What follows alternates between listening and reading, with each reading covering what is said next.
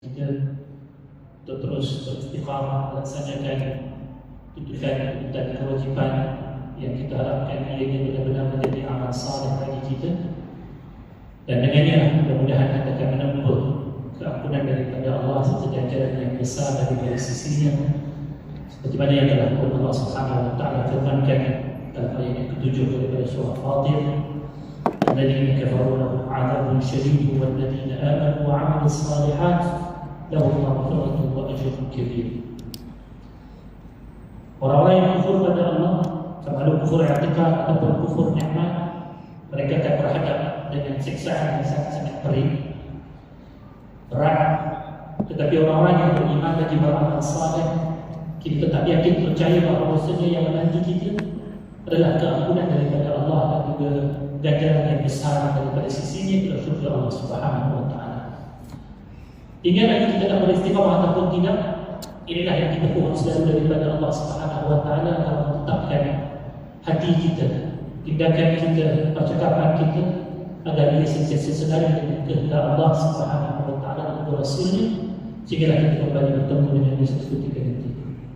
Malam ini kita nak sambung lagi perbincangan kita daripada tafsir surah Al-Baqarah yang telah pun di juzuk yang kedua, dan hari ini kita nak lihat sambungan daripada bicara yang lalu, apa yang berkisar berkenaan tentang arahan pertukaran kiblat yang telah pun Allah Subhanahu wa taala berikan kepada Nabi setelah daripada apa berlaku terhadap diri baginda dari umat Islam, dan telah berlaku seperti mana yang telah diarahkan dalam ayat yang lalu, bagaimana Allah menceritakan Allah telah mengarahkan Nabi-Nya yang setiap hari menahan sabar akibat daripada ejekan dan juga penghinaan khususnya orang-orang Yahudi yang mempersoalkan kewajaran kiblat Nabi SAW yang masih diletak menghadap Masjidil Aqsa, walaupun Nabi telah membawakan ajaran yang berbeza daripada ajaran Yahudi, sedangkan orang Yahudi pada ketika itu juga berhadap ke arah kiblat Masjidil Aqsa sama seperti mana orang Kristian.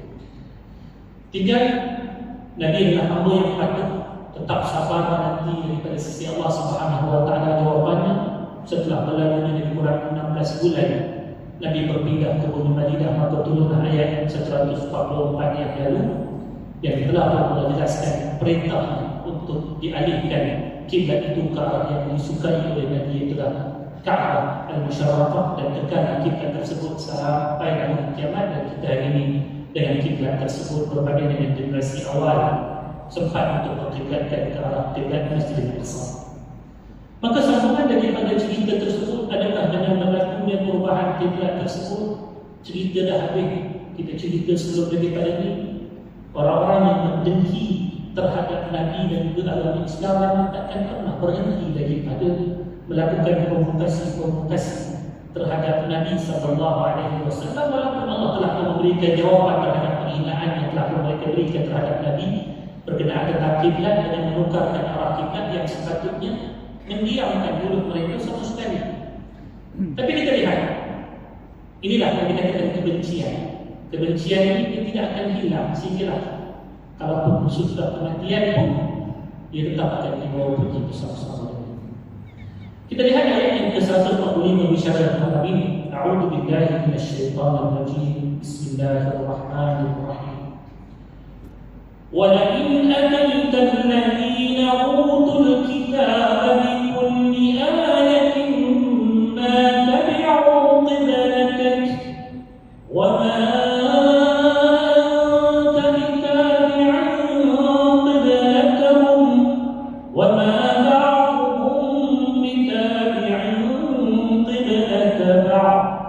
ولئن اتبعت أهواءهم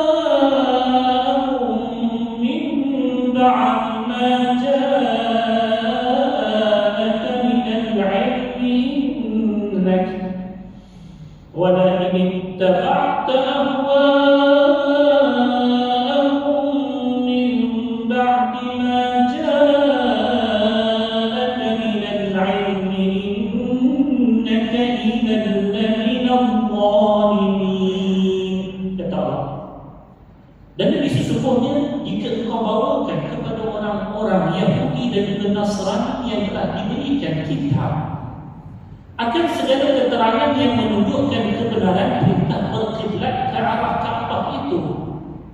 mereka tidak akan menurut kiblatmu, dan engkau pula tidak sesekali akan menurut kiblat mereka. Dan sebahagian daripada mereka juga tidak akan menurut kiblat sebahagian yang lain.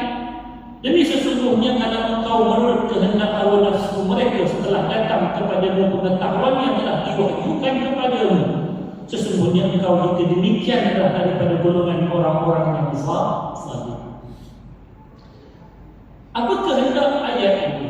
Ayat ini Allah nak tunjukkan berkenaan tentang kekufuran, khususnya dua kumpulan yang menjadi subjek pembicaraan utama bagi surah Al-Baqarah, iaitulah ahli kitab. Di mana kekufuran yang berkeingkaran mereka itu bukan takat kufur, ingkar, bahkan mereka menentang terhadap apa sahaja yang datang daripada Rasulullah sallallahu alaihi wasallam, walaupun mereka tahu tentang kebenaran apa yang dibawakan oleh baginda tersebut dan apa yang telah ditentukan oleh Allah daripada pensyariatan agama. Bukan mereka tak tahu bahawa perubahan kiblat itu bukan berlaku dengan kehendak Nabi. Sebab kita dah berikan alasan yang pelbagai. Kalaulah ia berlaku berikut kehendak Nabi, pasti daripada hari pertama di Egypt, hari itu juga diubah kiblat. Macam kita lah, katalah kita pakai baju hari ni, orang kata tak handsome lah orang pakai baju hari ni. Esok tak pakai dah baju tu, suka bila lain.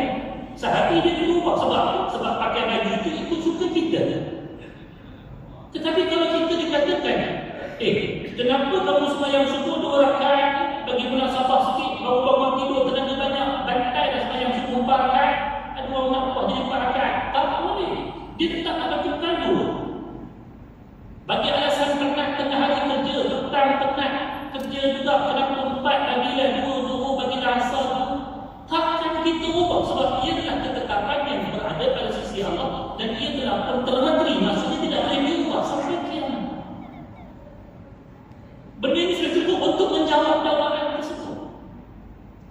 Dan setiap daripada perintah tersebut, Nabi sallallahu alaihi wasallam dalam kebanyakan daripada perintah-perintah yang datang daripada Allah, dia datang dengan wahyu. Maksudnya ada ayat yang mengiringi. Yang kita sebutkan ayat-ayat Al-Quran yang orang dengar, orang tahu ayat ini. Takkan mungkin orang yang bernama Muhammad dapat menciptanya. Sebab lisan ini diketahui bukan orang yang keluar daripada sekolah sastra, bukan orang yang terpelajar seperti mana pelajar yang biasa. Ayat-ayat yang tertera berkenaan tentang perintah-perintah Allah ini, kalau kita baca lah, contohnya kita bincangkan sebelum daripada waktu ketika mana bulan Ramadan, ayat berkenaan tentang ya ayyuhalladzina amanu kutiba alaikumusshiyam kama kutiba alal ladzina min qablikum la'allakum tattaqun. Setiap daripada kalimah itu membawakan pengertian yang sangat-sangat mendalam. Apa saja perintah yang Allah datangkan itu, pemilihan kata-kata itu sangat-sangat signifikan. Berbanding kalau kita kata manusia kebanyakan, kalau nak memerintahkan manusia, dia akan ambil apa saja kalimah yang dia nak perintahkan, asal tercapai matlamat apa yang dia berkehendak. Yang penting benda itu tercapai, awak kena buat begini. Tapi tidak begitu. Allah tak kala-kala nak memerintahkan makhluk-makhluknya. Pasti dia akan hantarkan ayat-ayat yang kalau kita renungi ayat-ayat tersebut, hatta pada perintah maupun larangan, kita dapat merasai bahasa kasih sayang Allah yang begitu hebat. Saya dah ceritakan bagaimana kupasan ayat berkenaan tentang puasa yang kita rasakan berat nak dilaksanakan. Sebulan kita terpaksa berpuasa, tetapi sebenarnya mereka yang memahami perintah puasa itu daripada sudut pandang wahyu yang sebenar, semua akan kata takkan mungkin perintah ini datang daripada seorang yang ingin menzalimi ataupun nak menganiaya sesiapa dengan memerintahkan dia berpuasa. Sebaliknya, yang memerintahkan kita berpuasa itulah dia lebih menyayangi kita daripada ibu kita sayangkan kita, ayah kita sayangkan kita. Kerana pada puasa itu tersedia banyak kebaikan yang tidak dapat dinafikan sama ada daripada sudut fizikal maupun spiritual. Macam itu juga kita kata arahan pertukaran kita. Kenapa Allah seawal daripada datangnya agama ini? Saya cerita kepada tuan-tuan, kalau saya buat soalan pemeriksaan, saya boleh jawab begitu. Kenapa daripada seawal Allah mendatangkan arahan salat, tidak diperintahkan kiblat itu terus dihadapkan ke arah Kaabah? Kan senang, tutup cerita. Kita dah tengok dalam ayat 143. berkata, "Wa ma ja'alna al-qiblata allati kunta 'alaiha illa lina'lama man yattabi'u ar-rasula mimman yanqalibu 'ala 'aqibihi." Allah buat urusan pertukaran kiblat ini sebagai satu ujian untuk nak tengok siapa yang nak ikut Nabi dan siapa yang tak nak ikut. Sebab isu perubahan kiblat isu besar.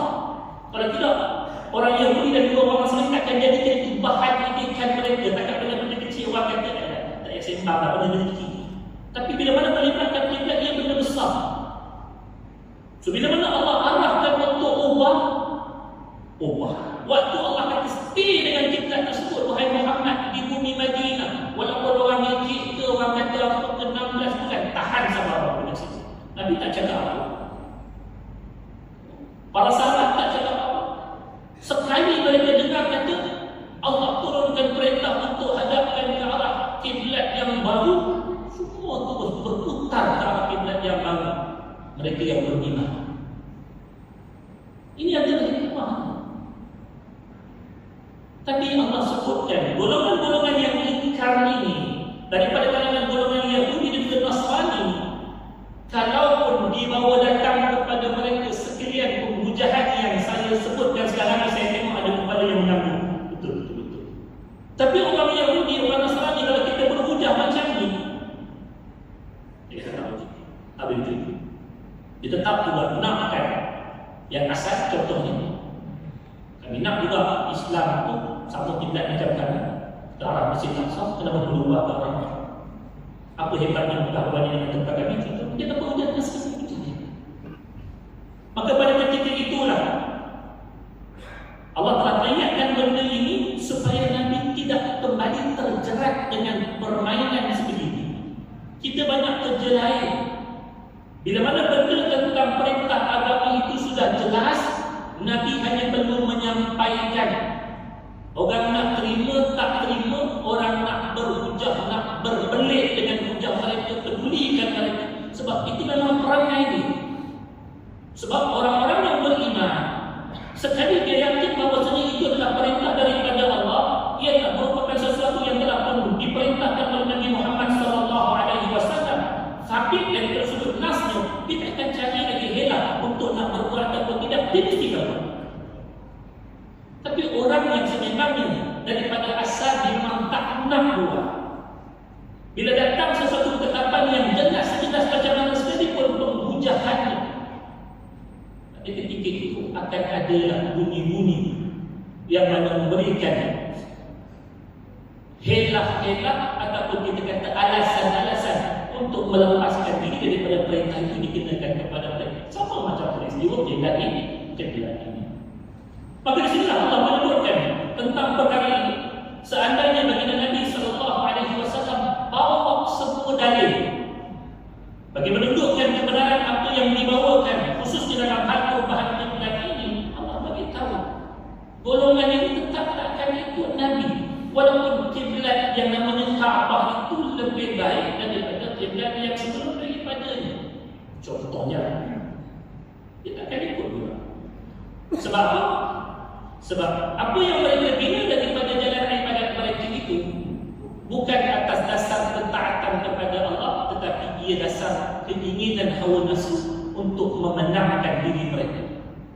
Tetapi yang kita nak ialah asalkan Allah menang, asalkan Rasul menang, apapun yang diperintahkan kita pasti akan laksanakan. Sebab kita tahu hidup kita yang namanya hidup ibadah itu tidak ada yang lain melainkan ianya hanyalah kerana Allah dan beruntung.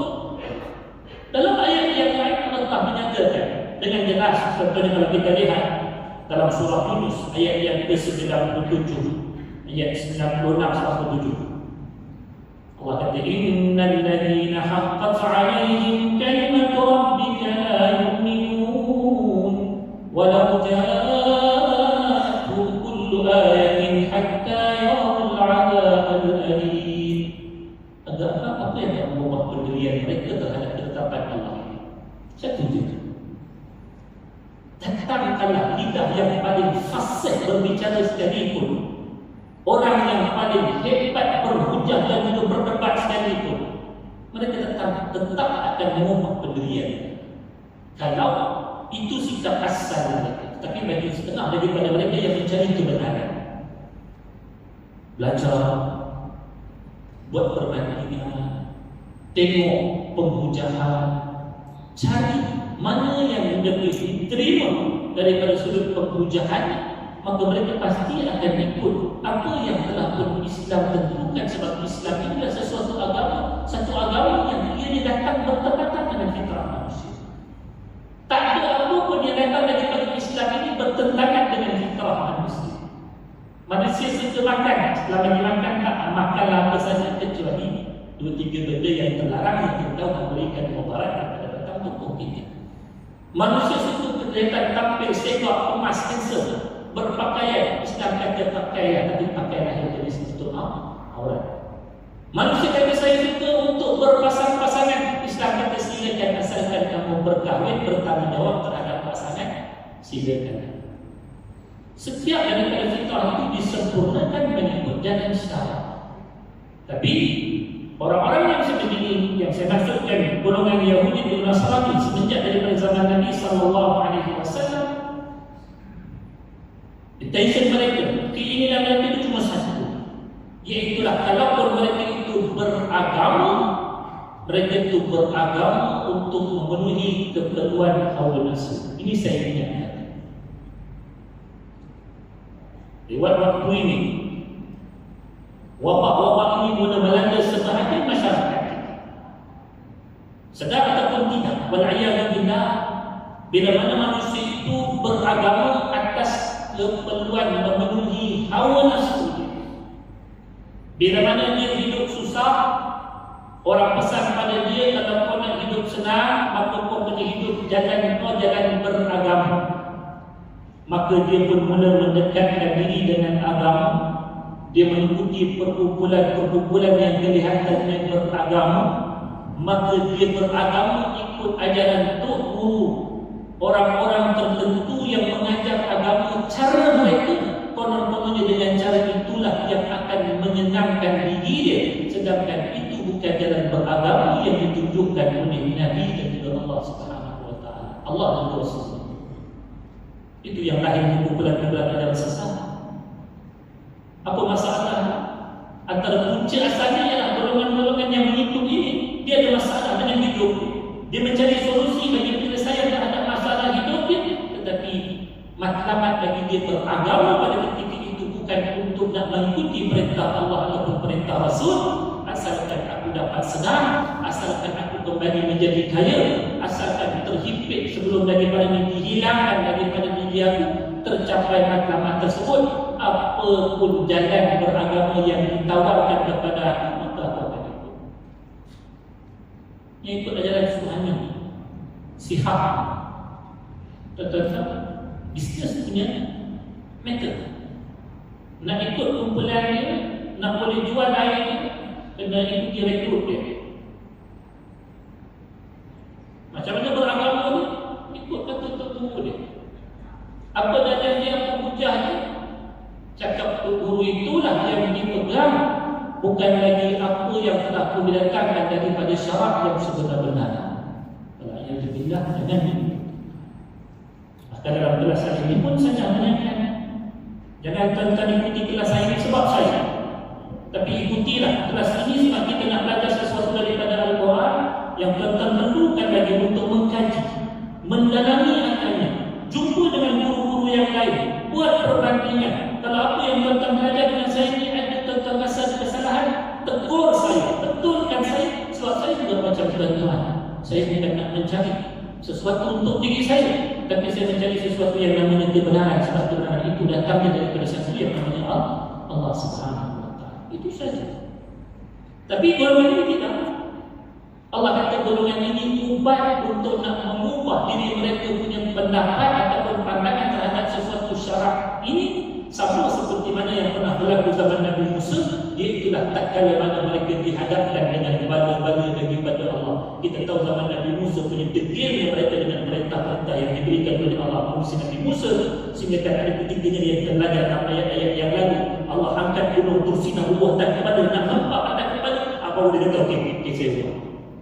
Sampai macam itu sekali. takkanlah kita nak diperbuat sebegitu barulah kita nak membetulkan jalan kita beragama hidup Islam yang sebenarnya. Takkan begitu kan? Kita akan ikut Islam, tak kira lah sama ada kita akan senang, sama ada kita akan susah daripada seluruh dunia. Sebab kita tahu akhirat yang ingin kita capai adalah bila mana Allah redha dengan kita dan kita dapat menjadi syurga Allah. Itu sudah berbanding dengan apa yang kita inginkan, berbanding dengan sekalian yang lain. Kalau Allah berikan kelebihan rezeki di dunia, ini merupakan kurniaan daripada yang Maha Penguasa Allah Subhanahu wa Ta'ala. Okey. So jenis begini, tengok surah Yunus ayat 96 dan itu dia. Mereka ini tetap takkan berubah hati walaupun dihadapkan dengan sesuatu keterangan. Maka di sinilah Allah Subhanahu wa Ta'ala berharap dengan kenyataan yang sebegini, ia dapat meneguhkan lagi diri Nabi sallallahu alaihi wasallam dengan apa yang telah diperintahkan oleh Allah. Ialah bila datang sesuatu yang baru dan ia datang dalam perintah yang menyeluruh, iaitu semua masyarakat kena mengubah arah kiblat ke arah Masjidil Haram. Satu benda yang baru nak ubah satu benda dalam masyarakat yang telah pun dibiasakan berbelas tahun semenjak daripada kita kata ataupun sudah ramai kita kata daripada era daripada tahun ke-10 daripada kenabian sampailah tahun yang kedua daripada hijrah, lebih kurang 5 tahun nak ubah benda yang telah dibiasakan 5 tahun menghadap ke arah Masjid Aqsa, sekarang nak menghadap ke arah Masjidil Haram. Pasti akan ada suara-suara yang timbul, persoalan-persoalan yang mungkin dibunyi-bunyi sama ada dalam kalangan Islam maupun yang di luar lagi lah. Kalau sebelum daripada berubah pun dia telah banyak soal, ini dah berubah mesti lagi banyak soal.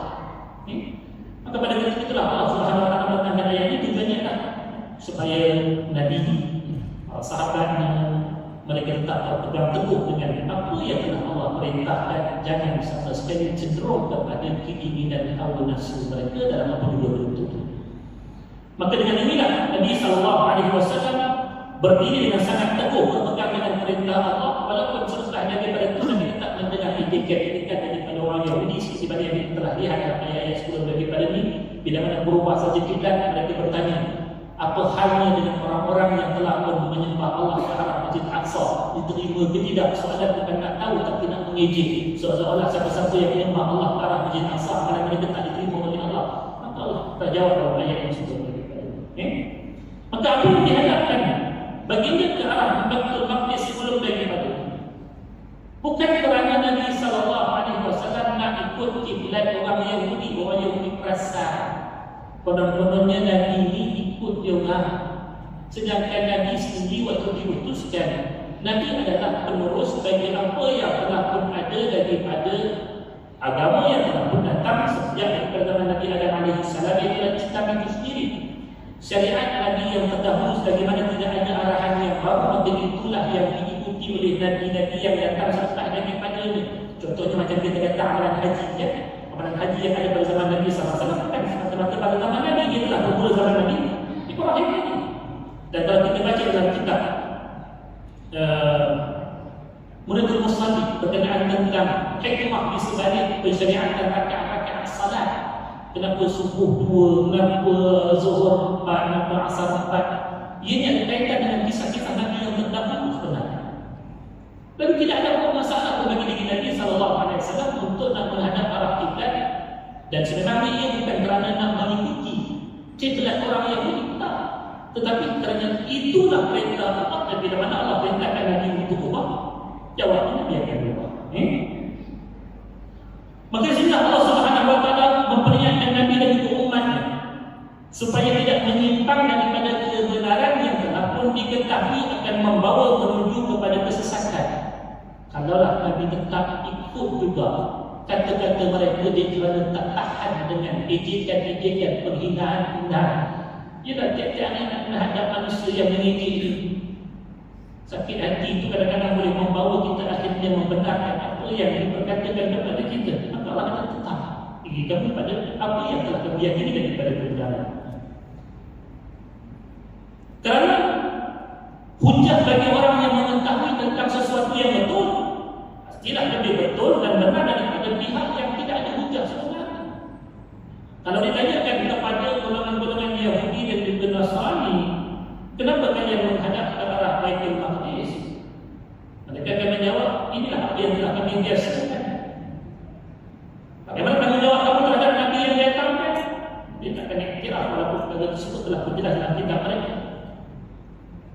Syariat yang telah pun dia datangkan sebelum daripada itu, ianya akan terhenti bila datang Nabi yang baru. Datang Nabi baru, kemudian ikut Nabi yang baru. Kecuali hari dekat kiamat nanti orang kata Nabi Isa turun. Bila Nabi Isa turun, kita akan ikut syariat Nabi Isa ke Nabi Isa akan ikut syariat Nabi Isa akan ikut syariat Nabi Muhammad SAW. Kenapa?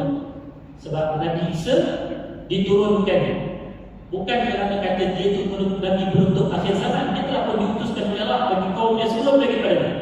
Tetapi antara hikmah kepada program Nabi Isa adalah untuk nak membatalkan dakwaan yang telah pun disebutkan oleh orang-orang Nasrani bahawasanya baginda telah merupakan anak Allah ataupun Tuhan bagi mereka. Nabi Isa sendiri akan menjawab di hadapan mereka, menafikan segala apa yang telah pun didakwa ke atas baginda. Maka ini sepatutnya tidak lagi memberikan ruang pada waktu itu yang kita tahu dalam Nabi Isa diturunkan. Tidak ada sesiapa lagi yang boleh memilih untuk kufur.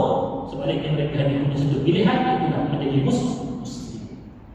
Maka pada ketika itulah syariat yang akan diikuti adalah syariat Nabi Muhammad SAW. Kata dalam salat sekalipun, baginda akan bersalat di belakang Imam Mahdi.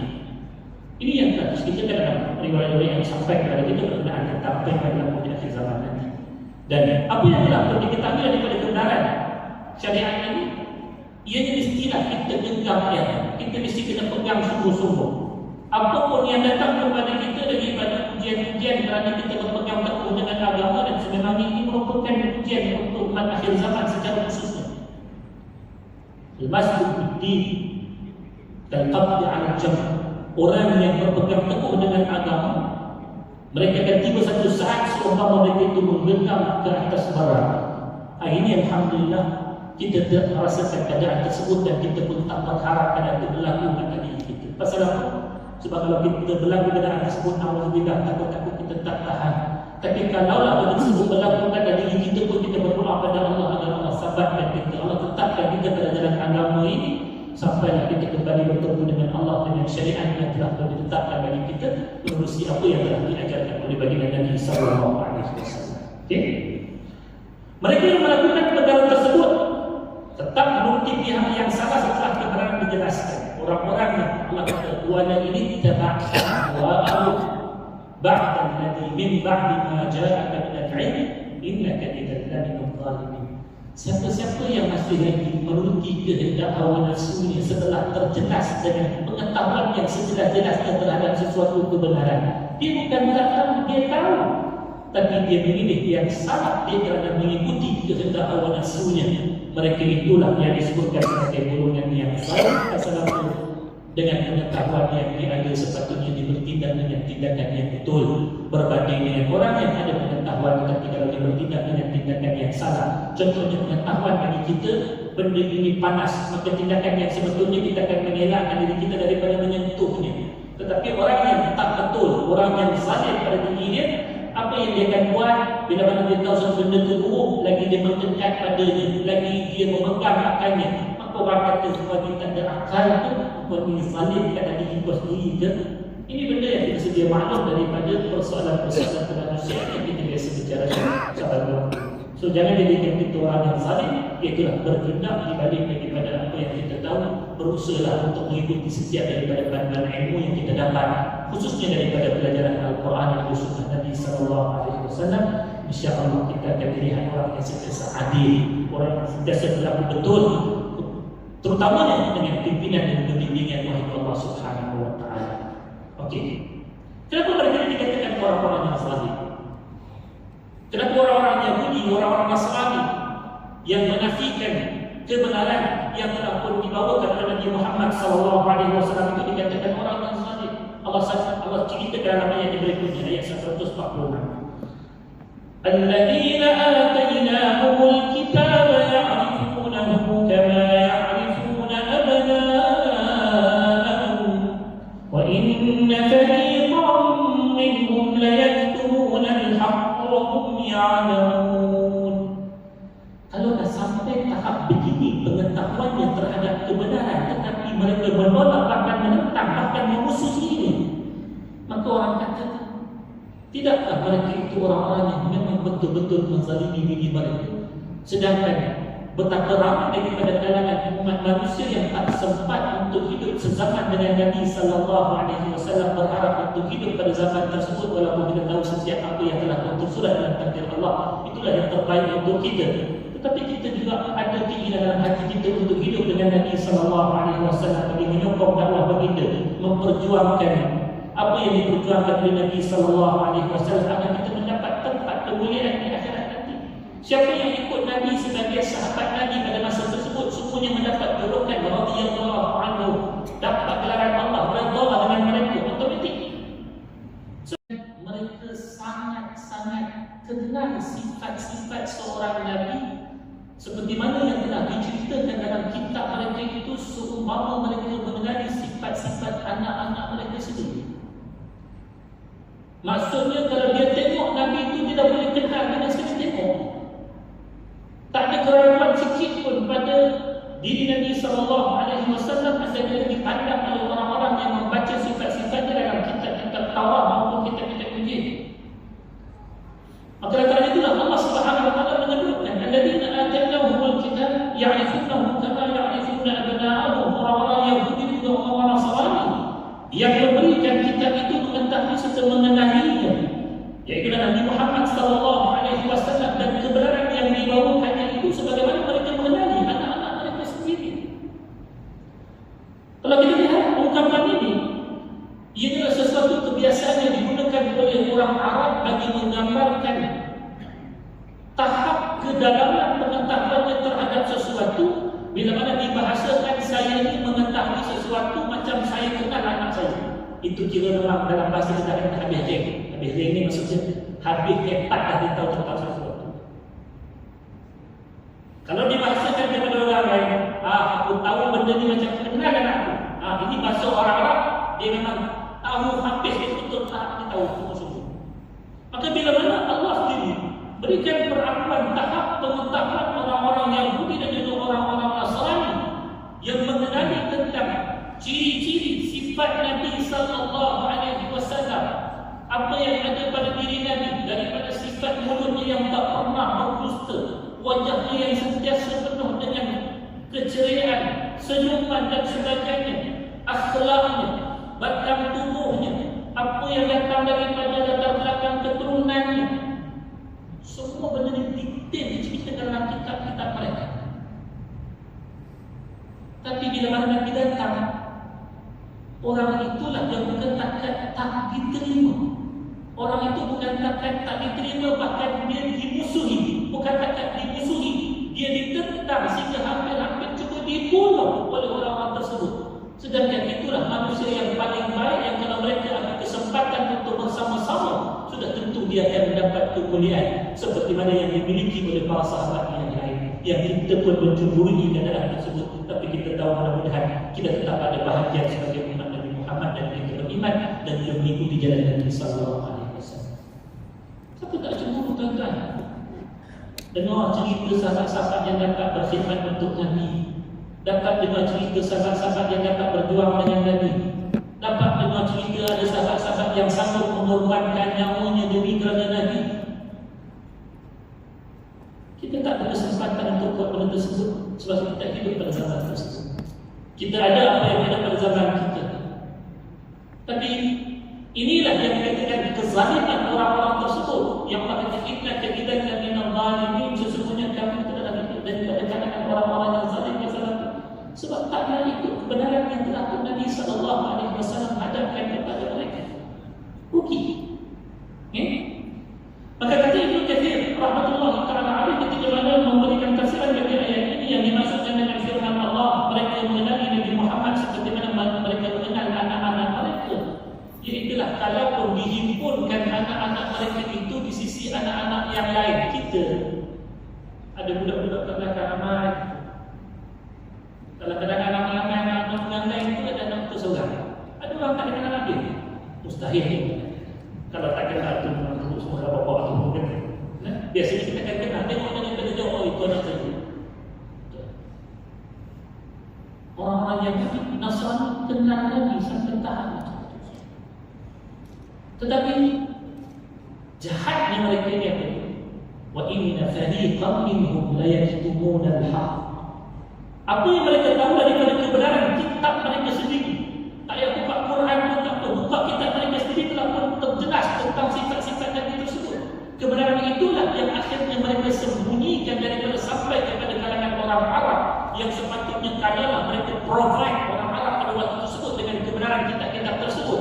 Waktu Nabi Muhammad SAW datang ke bumi Madinah contohnya, ataupun datang ke tanah Arab pada masa tersebut, orang Arab dah setia untuk menerima sebab ajaran itu telah pun diasas daripada awal untuk menerima kehadiran Nabi dengan sifat-sifatnya begini. Contohnya lah, Tuan kat sini bila dengar kata malam ni, insyaAllah akan datang seorang penceramah yang hebat. Datang iklan dekat papan ataupun dekat layar, beritahu ada seorang ustaz hebat tentang ciri-ciri dia. Dah diberitahu awal-awal, insyaAllah penuh malam ni dengan orang ramai untuk berceramah. Pasal tuan-tuan telah pun diberikan maklumat awal berkenaan tentang kehadiran insan tersebut. Tapi jahatnya orang Yahudi dan Nasrani sebahagian daripada mereka sembunyikan maklumat tersebut, membuatkan orang-orang Arab terbingung-bingung. Siapa pula lagi yang tiba-tiba mendakwa seorang rasul? Tak ada pula kami kenal ni. Benda tu bukan mereka tak kenal, mereka tidak diperkenalkan yang sepatutnya menjadi tanggungjawab ahli kitab pada masa tersebut. Waraqah bin Nawfal contohnya ahli kitab, tapi dia orang yang jujur. Dia provide maklumat tersebut kepada Nabi SAW apa yang berlaku sebenarnya daripada kedatangan Jibril AS bagi mempersiapkan diri Nabi SAW berhadapan dengan kemungkinan masa hadapan. Walaupun Waraqah bin Nawfal tak sampai bernama, meninggal tak berapa lama selepas dia bagi pengetahuan yang benar terhadap diri Nabi tentang hakikat kerasulan tersebut. Tapi yang lain-lain daripada kalangan orang-orang Yahudi dan Nasrani yang hidup pada masa tersebut tak sembunyikan. Itu yang bahaya. Siapa yang ada ilmu, siapa yang ada pengetahuan, tapi dia sembunyikan ilmu dia pada saat dia pergi. Dan kiamat nanti Tuhan akan keluarkan dia. Dia akan dibeteri pada kiamat dengan beteri daripada api neraka. Man kata syai'an bil ilm al-jama'a Allah min an-nar. Allah akan bagi beteri daripada beteri kiamat. Orang yang begitu. Itu sebab tuan-tuan, kalau ada benda-benda yang kadang-kadang saya bercakap, bukan niat saya untuk nak menunjukkan kepada sesiapa. Kalau ada yang terasa, saya tak bermaksud untuk menunjukkan kepada sesiapa, melainkan apa yang saya ajarkan pada tengok. Itulah yang tertulis apa yang kita. Dan kalau tadi saya tulis, maksudnya kalau saya nak menyelidik, saya tak boleh menyelidik sebab apa yang ditulis ini pasti akan terekam. Ada dalam rakaman video. Kalau ada yang cuba untuk memberikan dakwaan dan membuka terhadap apa yang saya sampaikan, saya serahkan dia kepada Allah Subhanahu Wa Taala.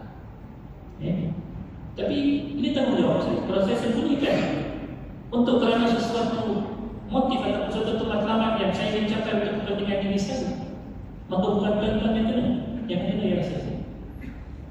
Kalau dunia ini saya kena, saya kena daripada saya kena di akhirat. Sebablah ada waktu yang tuan-tuan, Ustaz, tak cakap dengan ni macam tak kena dengan perasaan saya, tak kena dengan keinginan saya yang saya ingin Ustaz cakap. Itu bukan tanggungjawab saya. Sebab saya bercakap dan itu memenuhi keinginan tuan-tuan. Saya bercakap untuk memenuhi keinginan Tuhan saya untuk disampaikan kepada tuan-tuan. Tuan-tuan suka ataupun tidak, itulah apa yang telah diberikan tanggungjawab kepada orang yang menyimpan ilmu. Kalau tidak, apa beza kami berbanding dengan yang dengan Nasrani itu ketika dahulu menyembunyikan kebenaran berkenaan tentang Rasul mereka. Tuan-tuan, harap tuan-tuan dapat terima yang tersebut, dan saya harap tuan-tuan juga dapat memahami kenapa begitu masih disebutkan. Walaupun terkadang bukan kata tuan-tuan juga kena. Kadang-kadang kami cakap sendiri pun kadang-kadang isu itu menyebutkan tentang diri saya sendiri, saya tak akan sebut. Sebab ia adalah peringatan untuk kita semua. Baik untuk tuan-tuan, baik untuk saya, dan kalau ia baik untuk saya, insya-Allah ia juga baik untuk kita semua. Biidznillah ta'ala. Kenapa? Sebab kesudahannya satu saja. Al-haqqu min rabbika fala takunanna minal mumtarin. Kebenaran itu bukan milik sesiapa. Kebenaran itu hanya milik Allah Subhanahu Wa Taala. Bila mana dia datang, siapa pun yang menolak, maka dia akan tahu apa artinya. Siapa yang menerimanya, maka dia akan tahu apa faedah.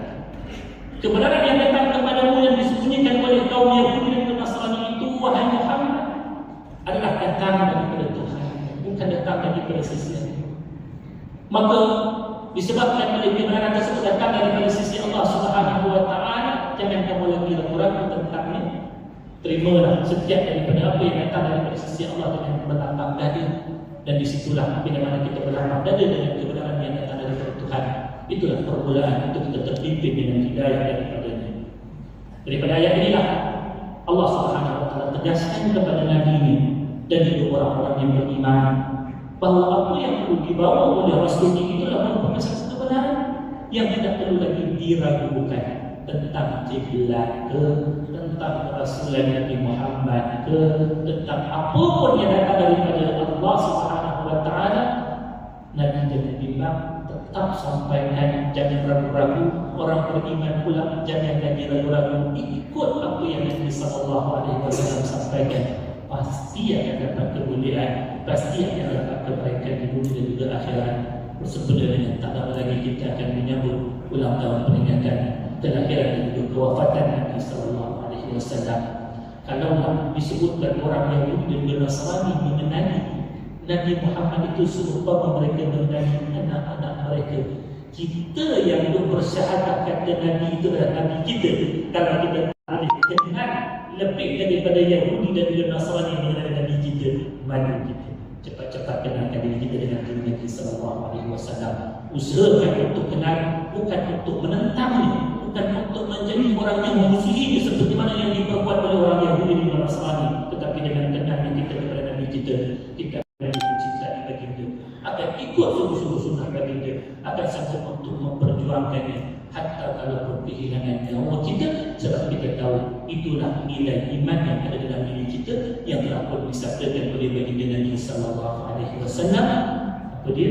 La yu'minu ahadukum hatta akuna ahabba ilaihi min walidihi wa waladihi wan nasi ajma'in. Takkan beriman salah seorang daripada kamu sampai aku ini menjadi orang yang lebih dicintainya, lebih daripada ayah dan ibunya, lebih daripada anak-anaknya dan sekalian manusia yang lain. Tapi macam mana dapatkan cinta kalau kenal pun tidak? Ambillah kesempatan bersama dengan peringatan-peringatan ini untuk kita terus menjaga pengetahuan kita berkenaan tentang Nabi Muhammad sallallahu alaihi wasallam.